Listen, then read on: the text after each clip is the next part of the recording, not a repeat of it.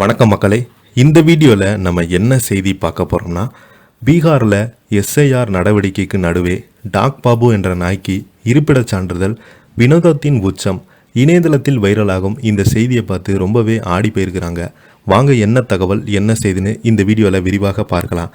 அதுக்கு முன்னாடி முதன்முறையாக நம்ம சேனலை ஃபஸ்ட் டைம் பார்க்குறீங்கன்னா சப்ஸ்கிரைப் பண்ணாதவங்களாம் சப்ஸ்கிரைப் பண்ணிக்கோங்க. பெல் பட்டன்ஸ் மூலமிக்கி நம்ம சேனலை ஃபஸ்ட் டைம் பார்க்குறீங்கன்னா சப்ஸ்கிரைப் பண்ணாதவங்களாம் சப்ஸ்கிரைப் பண்ணிக்கோங்க.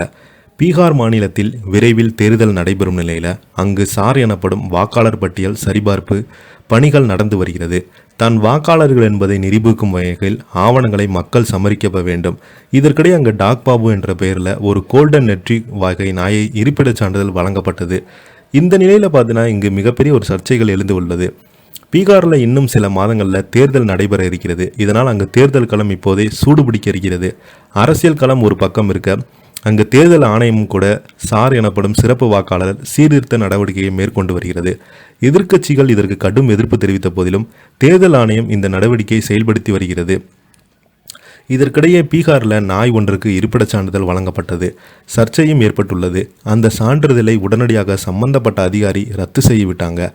யாரோ சில விசமிகள் வேண்டுமென்றே இதை செய்ததாக அதிகாரிகள் தெரிவித்திருக்கிறாங்க. டாக் பாபு என்னும் அந்த நாய்க்கு வழங்கப்பட்ட இருப்பிடச் சான்றிதழ் குறித்து போட்டோ இணையதளத்தில் ட்ரெண்டாகி வருகிறது. அந்த சான்றிதழில் தந்தை பெயர் குட்டபாபு, தாய் பெயர் குட்டியா தேவி என்ற குறிப்பிட்டிருக்கிறாங்க.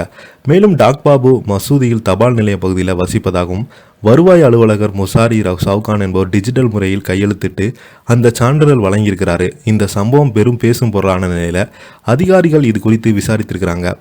அதில் டெல்லியை சேர்ந்த ஒரு பெண்ணின் ஆவணங்களை கொடுத்து அதன் மூலம் இந்த சான்றிதழ் பெறப்பட்டது.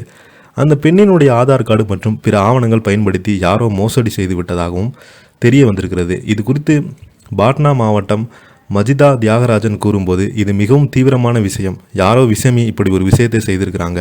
ஜூலை 24ஆம் தேதி 3:56 மணிக்கு சான்றிதழ் வழங்கப்பட்டிருக்கிறது. இருப்பினும் 2 நிமிடங்களில், அதாவது 3:58 மணிக்கு இதை கண்டறிந்து ரத்து செய்யப்பட்டது. இதில் தொடர்பு மீது எஃப்ஐ பதிவு செய்யப்பட்டு நடவடிக்கை எடுக்க வேண்டும். சம்பந்தப்பட்ட அதிகாரி பணியிடம் நீக்கம் செய்ய வேண்டும். சைபர் கிரைம் போலீஸ் இது குறித்து விசாரித்து வருகிறது. இதை விண்ணப்பித்தவர்களை கண்டறிந்து நடவடிக்கை எடுப்போம் என்றிருக்கிறாங்க. இந்த சம்பவம் இணையதளத்தில் பல விமர்சனங்களை கிளப்பியிருக்கிறது.